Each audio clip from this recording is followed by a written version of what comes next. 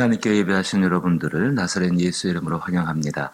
그리스도의 평강과 은혜가 함께하기를 원하며 찬송가 70장입니다.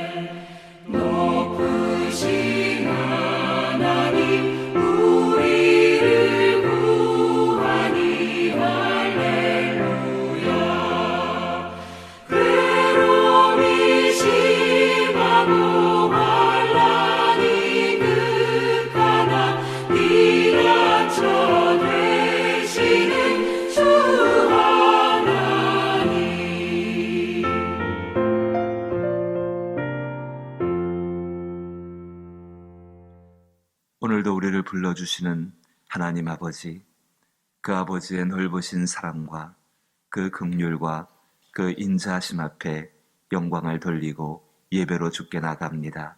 이 예배를 통하여서 우리를 만지시고 또 우리를 붙잡아 주시어서 주의 은혜 가운데 살아갈 수 있는 저희들 되게 하여 주시옵소서.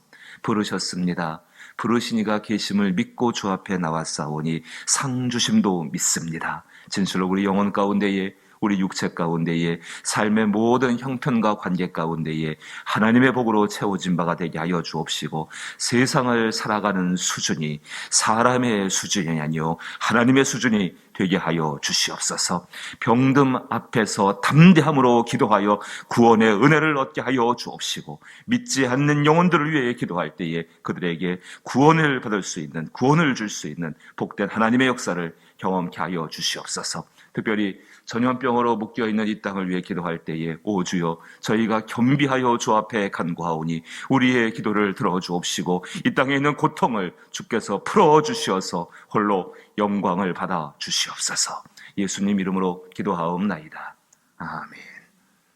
오늘 함께 보실 말씀은 신명기 말씀입니다. 신명기 19장 1절부터 13절 말씀입니다. 구약성경 291면에 신명기 19장 1절로부터 13절 말씀, 구약성경 291면에 해당합니다. 291면 구약성경 신명기 19장 1절로부터 13절 말씀, 한 절씩 번갈아 읽어보시면서 도피성에 관한 이야기입니다.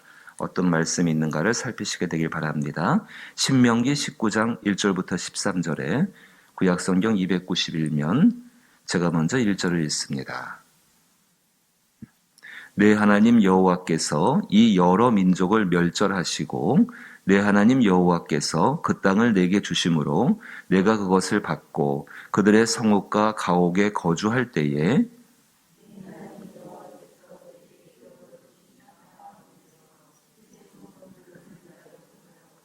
내 하나님 여호와께서 내게 기업으로 주시는 땅 전체를 세 구역으로 나누어 길을 닫고 모든 살인자를 그 성읍으로 도피하게 하라.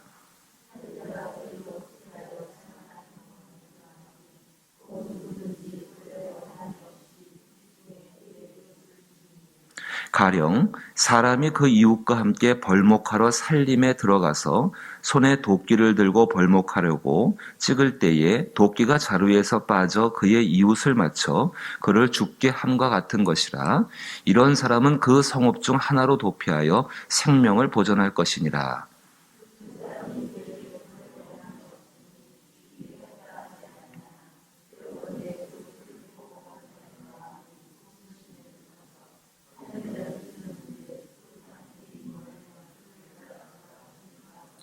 그러므로 내가 네게 명령하기를 새 성읍을 너를 위하여 구별하라 하노라.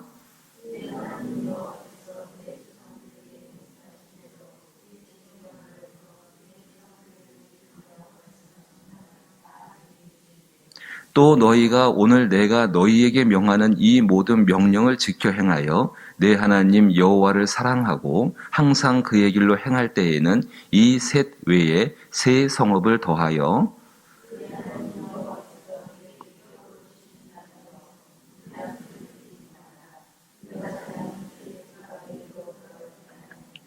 그러나 만일 어떤 사람이 그의 이웃을 미워하여 엎드려 그를 기다리다가 일어나 상처를 입혀 죽게 하고 이 한 성읍으로 도피하면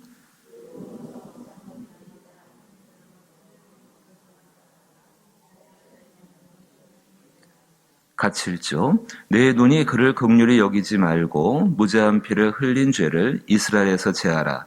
그리하면 내게 복이 있으리라. 아멘. 하나님의 성품을 닮아가기 위해서 애쓰는 그 사람들, 그 사람이 만드는 공동체, 또 그 사람들이 만들어가는 어떤 도시들, 국가들, 정말 하나님의 성품을 닮아가기 위해서 그렇게 일하는 사람들이 만드는 교회, 공동체, 도시, 어떤 나라들, 그 나라는 복을 받습니다. 우리가 잘 알고 있는 것처럼 어떤 사람들이 모여 살고 있는 곳에는 중심지가 있습니다.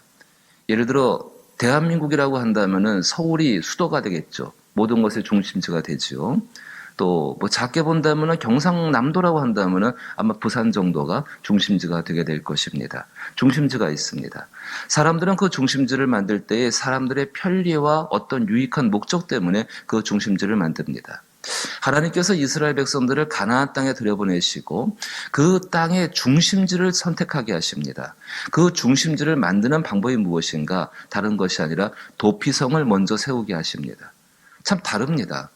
사람들은 사람들의 편리와 유익을 위해서 어떤 것들을 만들어 가는데 하나님은 하나님의 성품을 위해서 하나님의 성품을 이 땅 가운데 심으시고 그 성품을 이뤄 가시기 위해서 하나님은 일을 하십니다. 이스라엘 백성들이 가나안 땅에 처음에 들어가서 그들이 살 집들을 만들고 거주지를 만들고 성을 만들고 그것 이전에 먼저 해야 할 일이 있습니다. 그들이 왜 성을 만들고 그들이 왜 정말 그들의 어떤 땅들을 차지한 땅들 가운데에서 사는 것, 자기들의 집을 짓는 것 이전에 먼저 해야 할 일이 한 가지 있습니다. 그 일은 다른 것이 아니라 도피성을 먼저 만드는 것입니다. 이 도피성이라는 것은 그 레위 지파들이 사는 지역이고 그 레위 지파 중에서 있는 그 제사장들이 사는 그 성이고 그 성 안에 사는 사람들은 다른 사람들이 아니라 그 하나님 앞에 수종을 들고 하나님의 율법들을 관리하고 또 하나님 앞에 제사를 드리는 그런 일들. 각 지역 지파가 12지파로 나누어지게 되어지고 12지파가 땅을 분배한 연후에 그 땅에 살 때의 천만의 도피성인데 그 도피성 가운데에 레위 지파 사람들 하나님의 성품을 가장 먼저 닮아가야 할 사람들이 그 땅에 살게 되어지고 그 땅을 중심으로 해서 그 성읍을 중심으로 해서 도시가 건설되어지게 되어지고 그 도시들로 말미암아서 이스라엘의 어떤 행정 체계가 만들어지게 되어집니다. 오늘 본문 돌아보게 되면은 하나님께서 또한 여러분들께서 한번 참고적으로 여호수아 20장을 살펴보시게 되면은 땅 분배를 마친 다음에 하나님이 첫 번째 명령하시는 것이 다시 도피성을 만들라는 것입니다. 도피성. 이 도피성은 분명히 하나님의 성품을 표현하는데 자 보십시오. 어떻게 만들어지는가? 다시 돌아와 봅니다. 19장 1절에 내 하나님 여호와께서 이 여러 민족을 멸절하시고 내 하나님 여호와께서 그 땅을 내게 주심으로 내가 그것을 받고 그 성읍과 가옥에 거주할 때에 내 하나님 여호와께서 내게 기업으로 주신 땅 가운데에서 새 성읍을 너를 위하여 구분하고 내 하나님 여호와께서 내게 기업으로 주신 땅 전체를 새 구역으로 나누어 길을 닫고 모든 살인자를 그 성으로 도피하게 하라. 하나님께서 도피성을 세우신 이유가 뭐냐? 그 땅 가운데는 살인자들을 그 성으로 도피하게 하라. 근데 만들어지는데요, 보게 되니까는 세 구역으로 나누어 길을 닦으라 이야기합니다. 유대의 전성을 보게 되면은 이 도피성은 사람들이 모여 사는 그 어떤 지역 가운데서 가장 중심지에 있었습니다. 대부분 높은 지역이었고 누구든지 쉽게 알 수 있는 것. 전성에 의하면은 이 도피성까지 가는 길은 정말 모든 사람이 알 수 있도록 만들어내야 되고 14m 정도의 도로의 폭을 유지하도록 그들의 그 규칙들이 그것을 규정하고 있었다 합니다. 지금도 14m의 도로라고 한다면 폭이 좁은 도로가 아니죠. 굉장히 넓은 도로고 그리고 어디서든지 찾아갈 수 있게 이정표를 만들어서 이 도피성에 도착할 수 있게 하라는 것입니다. 근데 그것을 왜 그렇게 하라고 말씀하시는가? 다른 것이 아니라 살인자들을 위해서 그렇게 하라. 살인자를 위해서 그렇게 하라. 왕을 위해서 그렇게 하라고 한다면 이해가 되어지는데요. 어떤 존귀한 사람을 위해서 그렇게 하라면 이해가 되어지는데 살인자를 위해서 그렇게 하라. 참 이해가 잘 안 되는 부분일 수도 있을 것입니다. 근데 하나님은 그렇게 하라고 말씀하십니다. 왜 그렇게 하라고 말씀하시는가? 다른 것이 아닙니다. 자, 본문 조금 더 보시면은 살인자들이 살인을 한 그 사람이 있을 때에 그 사람이 실수로 살인을 하든 간에 고의로 살인하든 간에 그 죄가 그 사람 가운데 들어오게 되면 살인죄라는 것이 있습니다. 죄가 있습니다. 그 죄가 들어오게 되면 그 심령이 정말로 무너지게 되어지고요. 괴로워지게 되어지고 이 부드럽게 표현해서 그런 것이지요. 정말 고통스러워집니다. 근데 그 살인이 죄를 바라보는 사람들 역시 어마어마한 고통들과 어마어마한 괴로움들을 겪을 수밖에 없는 것이죠. 그 살인자들이 어디로 가야 되는가? 도피성으로 가게 합니다. 하나님께서 원하시는 이스라엘 백성들의 공동체, 하나님의 성품을 닮아가시는 그 사람들. 자, 예를 들어서 오늘 5절 말씀 보십시오. 산에 가서 살림을 하던 사람이 실수로 잘못해서 도끼를 사용하다가 잘못해서 함께 일하는 사람을 죽게 했습니다. 그럼 그 죽은 사람의 가족들이 있을 것이고 친구들이 있을 것이고 관계된 사람이 있을 것입니다. 그 사람들 마음가운데 뭐가 불타오르겠습니까? 복수심이 불타오를 수밖에 없지요. 그럼 그 사람에 대해서 당장 어떻게 하겠습니까? 그 복수심 때문에 그 사람을 또 죽이는 그런 일이 반복되게 될 것입니다. 이 죄가 어디부터 왔겠습니까? 아담과 하와가 정말로 에덴에서 쫓겨난 이후에 가인과 아벨의 관계부터 그렇게 그것이 시작되어졌고 그것으로 말미암아 그 죄가 끊임없이 반복되는 것이 사람들의 모습이었고 애굽 땅이 어떤 모습이었습니까? 눈에는 눈, 이에는 이가 가장 공정한 제도라고 믿고 살던 것이 바로 애굽 땅의 제도였습니다. 그 땅 가운데 있던 사람들 자, 그렇게 있는데 하나님의 공동체가 그런 것에 의해서 복수심에 의해서 그렇게 정말 서로가 서로를 죽이고 서로를 해하는 그런 일을 피하게 하기 위해서 서로 간에 구성원 간에 복수심에 사로잡혀서 폭력이 난무하는 사회, 하나님의 질서가 아니라 폭력이 난무하는 사회가 되지 않게 하기 위해서 하나님께서 도피성을 만드셨다는 것입니다. 조금 더 6절 말씀 보십시다. 그 사람이 그에게 본래 원한이 없으니 죽이기에 합당하지 아니하나 두렵건대 그 피를 보복하는 자의 마음에 복수심에 불타서 살인자를 뒤쫓는데 그 길이 너무 멀면 그를 따라 잡아 죽일까 하노라 이야기합니다.